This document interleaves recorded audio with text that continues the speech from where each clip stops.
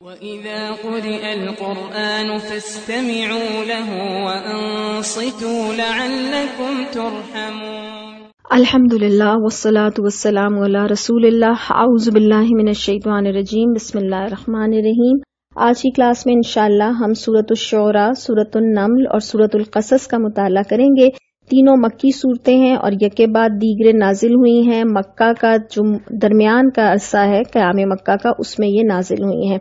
تینوں صورتوں میں دو باتیں مشترک ہیں، ایک تو حضرت موسیٰ علیہ السلام اور فرعون کی کشمکش کا بیان تینوں صورتوں میں ہے، اور اس سے ہر قسم کی طاغوتی قوتوں کو فرعونی رویت ترک کرنے کا حکم دیا گیا ہے۔ اور فرعون کے متعلق پڑھتے ہوئے بھی ذہن میں رکھیے گا کہ یہ محض ایک کردار نہیں ہے بلکہ ایک رویے کا نام ہے۔ پھر دوسری چیز جو ان صورتوں میں ہمیں ملتی ہے وہ قوموں کی ہلاکت سے عبرت حاصل کرنے کا کہا گیا ہے۔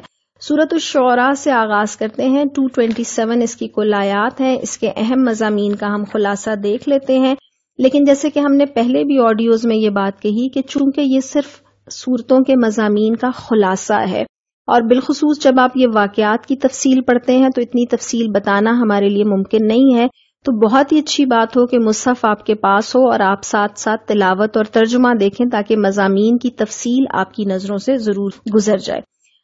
سورۃ الشعراء کی آیت نمبر 1 سے لے کر آیت نمبر 6 تک میں سب سے پہلے اللہ تعالیٰ یہ بات ارشاد فرماتے ہیں کہ نبی کریم صلی اللہ علیہ وسلم کی دردمندی کا عالم یہ ہے کہ وہ مشرکین کے ایمان نہ لانے کی وجہ سے اتنے فکر مند ہیں جیسے کہ وہ اپنی جان کھو دیں گے، اور یہ مضمون ہمیں سورہ کہف میں بھی مل چکا ہے۔ نبی کریم صلی اللہ علیہ وسلم کی تکذیب کرنے اور آپ صلی اللہ علیہ وسلم کے مذاق اڑانے پر قریش کو تنبیہ کی گئی ہے۔ اس کے بعد آیت نمبر 7 سے لے کر آیت نمبر 9 میں اللہ تعالیٰ کی دو صفات کہ وہ عزیز ہے اور وہ رحیم ہے، اس کے دلائل دیے گئے ہیں، اور آگے جتنی بھی ہم قوموں کے قصے پڑھیں گے ان میں اللہ کی ان دونوں صفات کا تذکرہ ہے۔ انسان کو ان آیات میں یہ دعوت فکر دی گئی ہے کہ وہ زمین پر غور کرے۔ زمین انسان کو نباتات کے ذریعے طرح طرح کی سبزیاں اور پھل فراہم کرتی ہے، اور یہی زمین انسان کی قبر بھی بن جاتی ہے۔ زمین اللہ تعالیٰ کی صفت عزیزیت اور رحیمیت کے دلائل فراہم کر رہی ہے۔ پھر آیت نمبر 10 سے لے کر آیت نمبر 68 تک میں حضرت موسیٰ علیہ السلام اور فرعون کا پورا واقعہ تاریخی دلائل کے ساتھ مشتمل ہے۔ اس کی تفصیل میں ہم جائے بغیر بس کچھ چیزوں کو دیکھ کر آگے بڑھیں گے۔ اللہ تعالیٰ یہ بتاتے ہیں کہ اللہ نے فرعون اور اس کی قوم کو ہلاک کیا، یہ اللہ کے عزیز ہونے کا ثبوت ہے، اور حضرت موسیٰ علیہ السلام اور بنی اسرائیل کو نجات دی، یہ اللہ تعالیٰ کے رحیم ہونے کا ثبوت ہے۔ اللہ تعالیٰ نے حضرت موسیٰ علیہ السلام اور حضرت ہارون علیہ السلام کو جب یہ حکم دیا کہ وہ جائیں فرعون کے پاس اور ان کو بتائیں کہ ہمیں اللہ نے بھیجا ہے، تو وہاں پر فرعون نے یہ سوال کیا کہ رب العالمین کیا ہوتا ہے، یعنی جس رب کا تم تعارف کرا رہے ہو۔ تو حضرت موسیٰ جواب دیتے ہیں کہ آسمانوں اور زمین کا رب اور ان سب چیزوں کا رب جو ان کے درمیان ہے۔ اور پھر آپ کو معلوم ہے کہ فرعون نے کہا کہ یہ مجنوں ہے، اور اس کے بعد دھمکی دی کہ اگر میرے سوا کسی کو الہ بناؤ گے تو میں تمہیں قید خانے میں بھجوا دوں گا۔ اور پھر وہ جادوگروں سے مقابلے والا سارا سلسلہ چلا جس میں جادوگر جو ہے وہ ایمان لے کر آ گئے۔ اور پھر اس کے بعد حضرت موسیٰ علیہ السلام کو جب اللہ نے حکم دیا کہ اپنی قوم کو لے کر یہاں سے نکل جائیں مصر سے، اور اللہ تعالیٰ یہ بات ارشاد فرماتے ہیں کہ یوں ہم فرعون اور اس کی قوم نے، اس کی فوج نے حضرت موسیٰ علیہ السلام کا پیچھا کیا، اور اس طرح ہم انہیں ان کے باغوں اور چشموں اور خزانوں اور ان کی بہترین قیام گاہوں سے نکال لائے۔ ہم پیچھے بھی یہ پڑھتے رہے ہیں کہ اللہ تعالیٰ کے جو ہر کام ہے اس کے اندر ایک مصلحت ہوتی ہے، اور اللہ اپنی تدبیر پوری کر کے چھوڑتا ہے۔ تو اللہ فرماتے ہیں کہ بظاہر تو وہ پکڑنے نکلے، لیکن دراصل وہ خود اپنے محلات اور اپنے باغات چھوڑ کر نکل گئے۔ اور پھر جب بنی اسرائیل کا ایک کریکٹر اللہ تعالیٰ یہاں دکھاتے ہیں کہ جب دونوں گروہوں کا آمنا سامنا ہوا تو موسیٰ علیہ السلام کے جو ساتھی تھے وہ چیخ اٹھے کہ ہم تو پکڑے گئے، اور موسیٰ علیہ السلام نے کہا ہرگز نہیں، میرے ساتھ میرا رب ہے، وہ ضرور میری رہنمائی فرمائے گا۔ بہت ہی خوبصورت یہ آیت ہے، ان معی ربی سیہدین، کہ میرے ساتھ میرا رب ہے اور وہ میری رہنمائی فرمائے گا۔ جس بندے کو یہ بات سمجھ آ جاتی ہے اس کے لیے ہر مشکل اور ہر پریشانی اور ہر آزمائش میں صبر کرنا، حالات کو سہنا اور حالات سے راستہ نکالنا اللہ کی مدد سے ممکن ہو جاتا ہے. تو یہ جو موجودہ دور کی بیماریاں ہیں، ڈپریشنز ہیں اور انگزائٹیز ہیں اور فوبیاز ہیں، ان سب سے بچنے کے لیے بھی اس آیت کو ذہن میں رکھیے کہ اللہ ہمارا رب ہے اور وہ ضرور ہماری رہنمائی فرمائے گا. پھر اللہ تعالیٰ وہ بتاتے ہیں کہ اللہ نے کیسے راستہ بنایا، اور اللہ تعالیٰ نے حضرت موسیٰ اور ان کے ساتھیوں کو بچا لیا اور دوسروں کو غرق کر دیا. اس کے بعد حضرت ابراہیم علیہ السلام کا واقعہ ہے، اور اس میں بھی اللہ تعالیٰ کی یہ دونوں صفات کہ اللہ عزیز یعنی کہ زبردست ہے اور رحیم رحم فرمانے والا ہے، یہ دونوں چیزیں نظر آتی ہیں.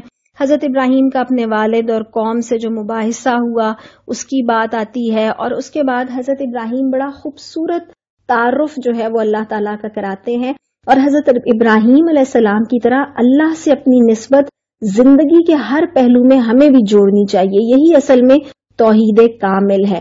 کیا فرماتے ہیں حضرت ابراہیم علیہ السلام کہ میرا رب کون ہے؟ کہ اسی نے پیدا کیا، اسی نے رہنمائی کی، وہی رازق ہے، شفا بھی اسی کے ہاتھ میں ہے، زندگی موت دینے کا اختیار بھی اسی کے ہاتھ میں ہے، روز جزا کا مالک بھی وہی ہے اور بخشش کی طلب بھی اسی سے ہے. اور اللہ سے یہ دعا کریں کہ اللہ یہ سارے یقین ہمارے اندر بھی اتار دے، آمین.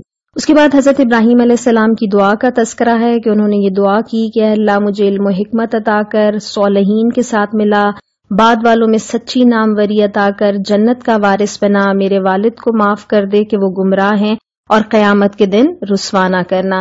والد کے لیے مغفرت کی دعا کرنے کے حوالے سے ہم پہلے پڑھ چکے ہیں کہ جب اللہ تعالیٰ کی طرف سے یہ حکم آیا کہ مشرکین کے لیے دعائے مغفرت نہیں ہے تو آپ نے اس سے رجوع فرما لیا. پھر اللہ تعالیٰ یہاں پر آگے جا کے بتاتے ہیں کہ قیامت کے دن عقیدہ توحید پر یکسو رہنے والا قلب سلیم ہی کام آئے گا.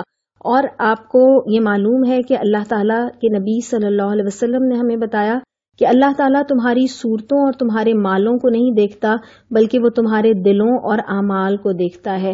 اور ہمارا دل قلب سلیم کیا ہے؟ وہ جو کفر سے، شرک سے، نافرمانی سے، فسق و فجور سے اور دیگر اخلاقی بیماریوں سے پاک ہو. اور پھر اللہ فرماتے ہیں کہ اس دن جنت متقین کے قریب ہوگی اور دوزخ بہکے ہوئے لوگوں کے لیے کھول دی جائے گی. اس کے بعد آیت نمبر 105 سے آگے تک پہلے حضرت نوح علیہ السلام کا واقعہ ہے، پھر آیت نمبر 123 سے قوم عاد کا تذکرہ ہے، آیت نمبر 141 سے قوم سمود کا، اور آیت نمبر 160 سے قوم لوط کا تذکرہ ہے، اور آیت نمبر 176 سے قوم شعیب علیہ السلام کا تذکرہ ہے. ان سب قوموں کا تذکرہ کرتے ہوئے اللہ تعالیٰ یہ بتاتے ہیں کہ ایمان والے بچا لیے گئے اس لیے کہ اللہ رحیم ہے، اور اللہ کا کفر کرنے والے اور نافرمانی کرنے والے برباد کر دیے گئے اس لیے کہ اللہ عزیز ہے. یہاں پر اللہ تعالیٰ نے تمام انبیاء کی جو دعوت نقل فرمائی تو یہ بتایا کہ ہر نبی کی دعوت یہی تھی کہ اللہ سے ڈرو اور میری اطاعت کرو، اور میں اس کام پر تم سے کسی اجر کا طالب نہیں ہوں. قوموں کے حوالے سے کچھ نئی چیزیں یہاں پر ہم پڑھتے ہیں، جیسے قوم عاد کے حوالے سے ان کے نبی حضرت ہود علیہ السلام ان کو یہ فرماتے ہیں کہ ہر اونچے مقام پر لا حاصل یادگار عمارت بنا دیتے ہو اور بڑے بڑے قصر تعمیر کرتے ہو، گویا تمہیں ہمیشہ یہاں ہی رہنا ہے. اور اسی طرح حضرت صالح علیہ السلام قوم سمود سے یہ کہتے ہیں کہ تم پہاڑ کھود کھود کر فخریہ ان میں عمارتیں بناتے ہو. یعنی ان کو پڑھ کے ہمیں یہ سمجھ آتا ہے کہ یہ اپنے وقت کی بڑی ترقی یافتہ اور قومیں تھیں اور بڑی ٹیکنالوجی ان کے پاس تھی، لیکن دل ان کے ایمان کی طرف مائل نہ ہوئے. اس کے بعد آگے چلیے تو آیت نمبر 192 سے لے کر 227 تک جو اختتامیہ حصہ ہے، اس میں اللہ تعالیٰ نبی کریم صلی اللہ علیہ وسلم کو تسلی دیتے ہیں کہ یہ قرآن رب العالمین کی طرف سے نازل کیا گیا ہے، اسے روح الامین لے کر آئے ہیں، اور رب العالمین وہ ہے جو عزیز بھی ہے، جو ناشکری قوموں کو ہلاک کر دیتا ہے، اور وہ رحیم بھی ہے جو اپنے پیغمبروں اور ان پر ایمان لانے والے شکر گزار بندوں کو بچا لیتا ہے. پھر فرمایا کہ یہ قرآن کوئی شیطانی کلام نہیں ہے، اور شیاطین نبی صلی اللہ علیہ وسلم جیسی شخصیت پر کیسے اتر سکتے ہیں؟ شیاطین تو صرف جال سازوں اور بدکار لوگوں پر اترتے ہیں.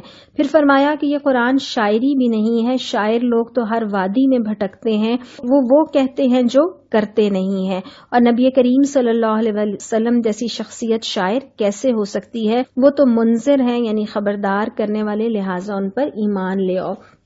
شاعروں کے حوالے سے بس تھوڑا سا یہ ذہن میں رکھیے گا کہ وہ شاعری جو لا حاصل ہے اس کو اللہ تعالیٰ نے ناپسند فرمایا ہے، لیکن وہ شاعری جیسے حضرت حسان بن ثابت ہیں یا حضرت کعب بن مالک جیسے جو شعرائے اسلام ہیں، جو ایمان اور عمل اور اللہ کے ذکر سے مزین شاعری کرتے ہیں، ان کو نبی کریم صلی اللہ علیہ وسلم نے پسند بھی فرمایا. جیسے موجودہ دور میں ہم نے اقبال کی شاعری کا مطالعہ کیا.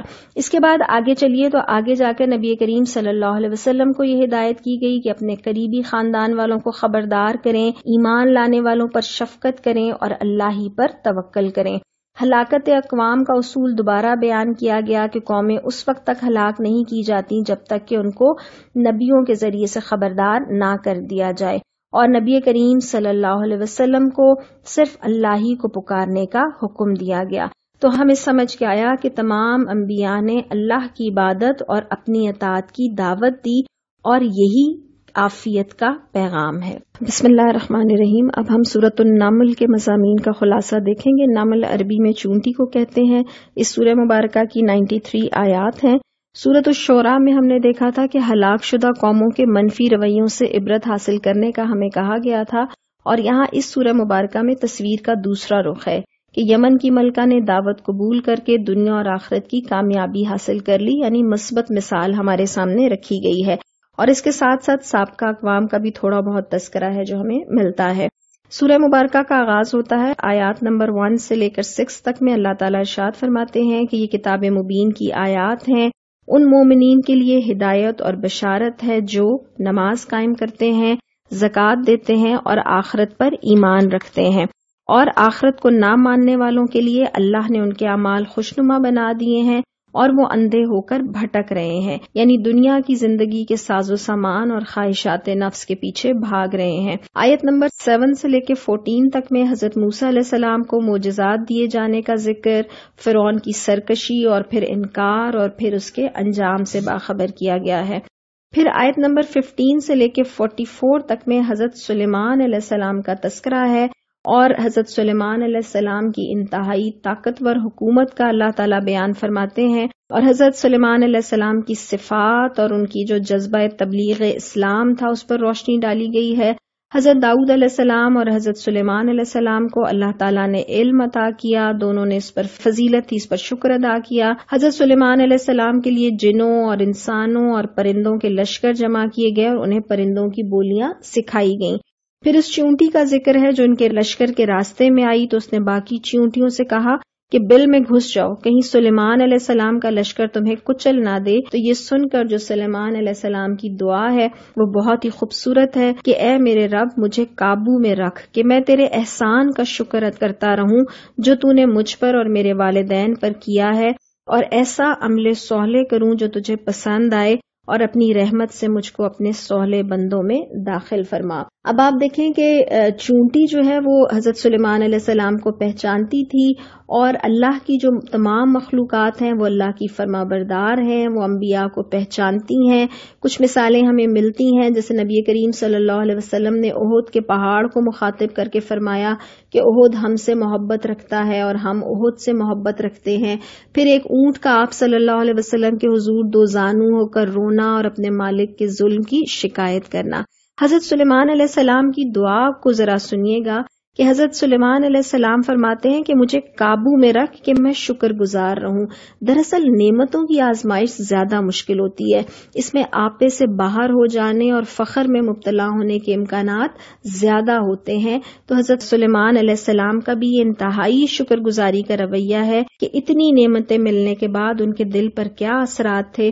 پھر سلیمان علیہ السلام کے دربار کا ذکر ہے، سب پرندے حاضر تھے، ہدہد حاضر نہ تھا. جب آیا تو اس نے آ کر ایک سورج پرست قوم کا تذکرہ کیا جس کی ملکہ ایک عورت ہے. پھر سلیمان علیہ السلام نے ہدہد کے ذریعے سے ملکہ کو ایک خط بھیجا جس میں دعوت دین تھی اور مطیع ہو کر آنے کو کہا گیا تھا. ملکہ کی دانائی اور عقل مندی ظاہر ہوتی ہے. اللہ تعالیٰ فرماتے ہیں کہ اس نے خود فیصلہ کرنے کے بجائے اپنے سرداران قوم سے مشورہ کیا، اور پھر یہ بھی کہا کہ بادشاہ جو ہیں وہ ملکوں کو خراب اور عزت داروں کو ذلیل کرتے ہیں، اور ایسا ہی ہے. خدا سے بے خوف اور ہوس رکھنے والے بادشاہوں کا یہی چلن ہے. لیکن ہم سورۃ الکہف میں خدا خوف جو حکمران ہیں یا بادشاہ ہیں ان میں ذوالقرنین کی مثال پڑھ کر آئے ہیں. ملکہ نے جواباً ہدیے بھیجے جنہیں حضرت سلیمان نے قبول کرنے سے انکار کیا اور کہا کہ جو کچھ میرے پاس ہے وہ اس سے یعنی جو مجھے اللہ نے عطا کر رکھا ہے وہ اس سے کہیں زیادہ بہتر ہے. پھر ملکہ نے ان کے پاس آنے کا ارادہ کیا اور حضرت سلیمان نے وہ جو اس کا تخت منگوانے کا ارادہ کیا اور پھر حضرت سلیمان علیہ السلام کو جو اللہ تعالیٰ نے فورسز دی تھی اس میں پلک جھپکنے سے پہلے وہ تخت جو ہے حضرت سلیمان علیہ السلام کے دربار میں آ گیا. اور ان سارے مواقع پر ہم یہ دیکھتے ہیں کہ حضرت سلیمان علیہ السلام نے تخت پاس رکھے دیکھا تو اللہ ہی کی بڑائی بیان کی, شکر گزاری کا اظہار کیا اور اس نعمت کو امتحان قرار دیا. پھر آپ دیکھتے ہیں کہ ملکہ جو ہے وہ وہاں پر حاضر ہوئی, آئی اور اس کو اپنا تخت دیکھ کر حضرت سلیمان علیہ السلام کی نشانیوں کی سمجھ آ گئی. اس نے تکبر نہیں کیا, اس نے اللہ کی نشانیاں دیکھی اور ایمان قبول کر لیا. جب حق اس پر واضح ہو گیا تو اس کا نفس, اس کی حکومت, اس کے آباء و اجداد کا دین, کوئی چیز قبولیت حق سے اسے روک نہ سکی. پھر ہم یہ بھی دیکھتے ہیں کہ اس نے وہ جو حضرت سلیمان علیہ السلام کا فرش تھا جو اتنا چمکدار تھا کہ وہ شیشے کا چکنا فرش جسے وہ پانی سمجھی. اور ہم دیکھتے ہیں کہ حضرت سلیمان علیہ السلام کی کیا شان و شوکت تھی, کیا اللہ نے ان کو نوازا تھا, لیکن وہ اللہ کو نہ بھولے. اور ہم ذرا سا کچھ ملنے پر اگر اللہ کو بھول جاتے ہیں تو دراصل یہ ناشکری کا رویہ ہے. پھر آیت نمبر 45 سے 53 میں حضرت صالح علیہ السلام کا تذکرہ ہے اور وہاں ان کی قوم میں 9 جتھے دار فسادی لیڈر تھے جنہوں نے باہم قسم کھائی کہ حضرت صالح علیہ السلام اور ان کے گھر والوں پر شب خون ماریں گے اور ان کے وارثوں سے کہہ دیں گے کہ ہم تو موقع واردات پر موجود ہی نہ تھے. اللہ سبحانہ و تعالیٰ فرماتے ہیں کہ انہوں نے چال چلی لیکن اللہ کی چال اپنی ہوتی ہے اور اللہ نے سب کو تباہ کر دیا. پھر آیت نمبر 54 سے لے کے 58 تک میں حضرت لوط علیہ السلام کی قوم کی بدعمالیوں کا تذکرہ ہے اور اللہ فرماتے ہیں کہ یہ اتنے بدعمال تھے کہ کہتے تھے کہ لوط علیہ السلام اور اس کے گھر والوں کو بستی سے نکال دو کہ یہ بڑے پاک باز بنتے ہیں. پھر آیت نمبر 60 سے لے کر 69 تک میں توحید کو ذہن نشین کرانے کے لیے اللہ تعالیٰ بڑے خوبصورت سوالات کرتے ہیں اور اپنی نشانیوں کی طرف متوجہ فرماتے ہیں کہ آسمان اور زمین کو پیدا کرنے, پانی برسانے اور باغوں اور درختوں کو اگانے والا کون ہے, زمین کو رہنے کے قابل بنانے والا, دریا, پہاڑ, میٹھے اور تلخ پانی کے درمیان پردہ حائل کرنے والا, بے قرار کی دعا سن کر اس کی تکلیف کو رفع کرنے والا, خشکی اور سمندر کی تاریکی میں راستہ دکھانے والوں اور ہواؤں کا انتظام چلانے والا, خلق کی ابتدا اور پھر اس کا تسلسل جاری رکھنے والا, تمام مخلوقات کو رزق دینے والا. اور ہر سوال کے بعد اللہ سبحانہ و تعالیٰ پوچھتے ہیں اِلٰہٌ مع اللہ, کہ کیا اللہ کے ساتھ کوئی اور بھی ان تمام کاموں میں حصے دار ہے. پھر انسان کو جھنجھوڑا جاتا ہے کہ تم لوگ کم ہی سوچتے ہو, اللہ بالا و برتر ہے اس شرک سے جو لوگ کرتے ہیں. انداز بیاں ایسا ہے کہ سر جھکتا ہی چلا جاتا ہے. آیت نمبر 70 سے لے کر 93 تک میں جو آخری حصہ ہے نبی کریم صلی اللہ علیہ وسلم کو تسلی دی گئی, مناظر قیامت بیان کیے گئے اور شرک کے انجام سے خبردار کیا گیا. اللہ تعالیٰ ارشاد فرماتے ہیں کہ آخری کتاب یہ بنی اسرائیل کے اختلافی مسائل کے بارے میں صحیح موقف بیان کرتی ہے اور مومنین کے لیے رحمت اور ہدایت ہے. اس کے بعد اللہ تعالیٰ نبی صلی اللہ علیہ وسلم کو یہ بات ارشاد فرماتے ہیں کہ آپ بہروں کو اور مردوں کو اور نہیں سنا سکتے اور نہ اندھوں کو راستہ دکھا سکتے ہیں. پھر یہاں قرب قیامت کی تیسری نشانی بھی بتائی گئی. پہلی نشانی حضرت عیسیٰ علیہ السلام کا نزول ہے, دوسری یاجوج ماجوج کا ظہور ہے, اور تیسرا یہ کہ جب قیامت واقع ہوگی تو اللہ تعالیٰ زمین سے ایک ایسا جانور پیدا کرے گا جو لوگوں سے بات چیت کرے گا. پھر مناظر قیامت کی تفصیل ہے اور آخر میں نبی کریم صلی اللہ علیہ وسلم کو حکم دیا گیا کہ بلد حرام کے رب کی بندگی کریں, مسلم بنے اور اے محمد صلی اللہ علیہ وسلم قرآن سناتے جائیے. اور نبی صلی اللہ علیہ وسلم ارشاد فرماتے ہیں کہ میں تو صرف خبردار کرنے والا ہوں, حمد صرف اللہ ہی کے لیے ہے. بسم اللہ الرحمن الرحیم. اب ہم سورۃ القصص کے مضامین کا خلاصہ دیکھیں گے. قصص کے معنی ترتیب وار قصہ بیان کرنے کے ہیں. اس سورہ مبارکہ کی 88 آیات ہیں. اس سورہ مبارکہ میں حضرت موسیٰ علیہ السلام اور فرعون کے قصے کی تفصیل ہمیں ملتی ہے. آئیے آیات کی طرف چلتے ہیں. آیت نمبر 1 سے لے کے 6 تک میں جو سورت کا تمہیدی حصہ ہے فرعون کے خلاف فرد جرم عائد کی گئی ہے. اللہ تعالی ارشاد فرماتے ہیں کہ فرعون ایک متکبر اور سرکش حکمران تھا، زمین میں بڑا بنتا تھا، اپنے شہریوں کو تقسیم کرتا تھا، ڈیوائیڈ اینڈ رول کی پالیسی پر عمل کرتا تھا، نسل پرست تھا، بنی اسرائیل کو کمزور کرنا چاہتا تھا اور ان کے لڑکوں کو ہلاک اور لڑکیوں کو چھوڑ دیا کرتا تھا، یعنی ان کی ایتھنک کلینزنگ کا مرتکب ہو رہا تھا. فرعون ایک فسادی حکمران تھا، اور اس سورہ مبارکہ کے آغاز میں اور اختتام دونوں میں اللہ تعالیٰ یہ بات ارشاد فرماتے ہیں کہ وہ زمین میں سرکشی کرنے والا تھا. آیت نمبر 7 سے لے کے 13 تک میں حضرت موسیٰ علیہ السلام کے بچپن کی داستان بتائی گئی ہے کہ چونکہ فرعون جو ہے وہ بنی اسرائیل کے لڑکوں کو ان دنوں قتل کروا رہا تھا، تو حضرت موسیٰ علیہ السلام کی پیدائش کے بعد ان کی والدہ پر اللہ تعالیٰ نے وحی فرمائی کہ بچے کی پیدائش کے فوراً بعد اسے دودھ پلا کر دریا کی موجوں کے حوالے کر دیا جائے، اور یہ تسلی بھی دی کہ یہ لڑکا تمہاری ہی گود میں لوٹا دیا جائے گا. دریا کی موجوں نے بچے کو فرعون کے محل تک پہنچا دیا، اور فرعون کی بیوی نے بچے کے قتل سے روک دیا، اور محل کی عورتوں کو دودھ پلانے کا حکم دیا گیا. لیکن حضرت موسیٰ علیہ السلام کسی اور خاتون کا دودھ نہیں پی رہے تھے. پھر حضرت موسیٰ علیہ السلام کی بہن جو وہاں تک چلتی ہوئی گئی تھی، انہوں نے ان کی ماں کا بتایا، اور یوں حضرت موسیٰ علیہ السلام دوبارہ اپنی ماں کے پاس پہنچ گئے. بنیادی طور پر یہ واقعہ ہمیں یہ بتاتا ہے کہ یہ اللہ کی حکمت اور تدابیر ہیں. غیر محسوس تدبیروں سے وہ بندے کی مدد کرتا ہے. دریا میں بہا دیے جانے والا شیرخوار بچے کا ایسا زبردست اہتمام اور انتظام اللہ نے فرمایا کہ ماں کی آنکھیں بھی ٹھنڈی کر دیں، بچے کو ذبح ہونے سے بھی بچا لیا، اور فرعون کا بدترین دشمن خود اسی کی گود میں پل کر جوان بھی ہوا. اس کے بعد آیت نمبر 14 سے لے کے 21 تک میں حضرت موسیٰ علیہ السلام کی جوانی کا ایک قصہ نقل کیا گیا کہ جوانی کے ابتدائی ایام میں ان سے ایک نادانستہ قتل ہو گیا. حضرت موسیٰ کو فوراً یہ احساس ہوا کہ یہ ایک غلط کام تھا. انہوں نے استغفار کیا اور اللہ تعالیٰ نے انہیں معاف بھی فرما دیا. پھر اس دوران میں حضرت موسیٰ کو یہ اطلاع ملی کہ حکمران ان کے قتل کی سازش کر رہے ہیں. چنانچہ حضرت موسیٰ علیہ السلام نے مصر سے مدین کی طرف ہجرت کی. آیت نمبر 22 سے 28 تک میں حضرت موسیٰ علیہ السلام کی مدین کی زندگی کا تذکرہ ہے کہ مدین پہنچ کر انہوں نے محض اللہ کی خوشنودی کے خاطر 2 کمزور لڑکیوں کی مدد کی اور ان کے جانوروں کو پانی پلایا، اور پھر ان دونوں سے بے نیاز ہو کر ایک سائے کی طرف رخ کیا. یہ ازل سے اسلام کا مزاج ہے کہ مرد کو عورت کا احترام کرنے والا، مدد کرنے والا اور عزت کرنے والا بنایا گیا ہے. اور یہ تو آج کے مساوات کے دور کا فتنہ ہے جس نے برابری کے چکر میں عورت کو اس احترام سے محروم کر دیا اور بوجھل کاموں میں اس کو تنہا چھوڑ دیا ہے. اور پھر آپ دیکھیں کہ پانی پلا کر حضرت موسیٰ نے احسان کا کوئی بدلہ نہ چاہا، حالانکہ وہاں وہ اجنبی تھے، تنہا تھے، مسافر تھے، لیکن مومن کی شان یہی ہے کہ وہ احسان کا بدلہ انسانوں سے نہیں چاہتا اور وہ انسان کے در کا سوال ہی نہیں بنتا. پھر حضرت موسیٰ علیہ السلام نے اللہ کے آگے اپنے ہاتھ پھیلا دیے کہ اے میرے پالنے والے، جو بھی خیر تو نے میرے لیے مقدر کر رکھی ہے اس کا میں محتاج ہوں. اور دعا قبول ہوئی. اللہ سے مانگ کر اور اس کے در پر سر جھکا کر بندہ سر بلند بھی ہو جاتا ہے اور مدد بھی مل جاتی ہے.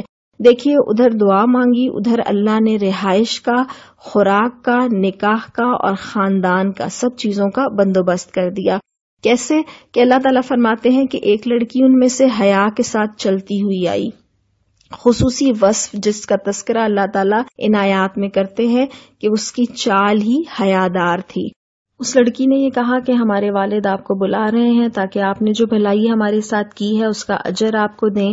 اور پھر وہاں پر ملاقات کے دوران وہ جو لڑکی ہے اپنے والد کو مشورہ دیتی ہے کہ حضرت موسیٰ علیہ السلام کو ملازم رکھ لیا جائے کہ ان کے اندر 2 بنیادی اوصاف ہیں، نمبر 1 طاقت اور قوت، اور نمبر 2 امانت و دیانت. وہ حضرت موسیٰ علیہ السلام کی جرت اور تقوی کا مشاہدہ کر چکی تھی. پھر یہاں پر 8 یا 10 سال کی ملازمت پر ایک لڑکی سے ان نکاح پر اتفاق ہو گیا. آیت نمبر 29 سے 42 تک میں پھر ملازمت کے معاہدے کی تکمیل کے بعد حضرت موسیٰ علیہ السلام کے واپسی کے سفر کا تذکرہ کیا گیا ہے کہ پھر حضرت موسیٰ علیہ السلام مصر کی طرف واپس چلے اور حضرت موسیٰ علیہ السلام کو نبوت سے سرفراز کیا گیا۔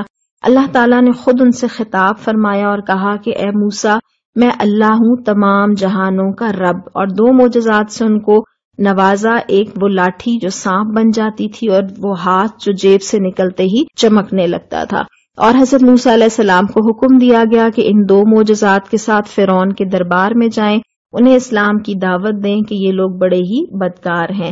حضرت موسیٰ علیہ السلام کی درخواست پر حضرت ہارون علیہ السلام کو ان کا معاون بھی بنایا گیا۔ حضرت موسیٰ علیہ السلام نے جب دعوت دی تو جواب میں ان کو جادوگر قرار دیا گیا، تکبر سے کام لیا، اور اس نے یہ کہا کہ فرعون نے کہ میں اپنے سوا تم لوگوں کے لیے کوئی اور حاکم نہیں مانتا۔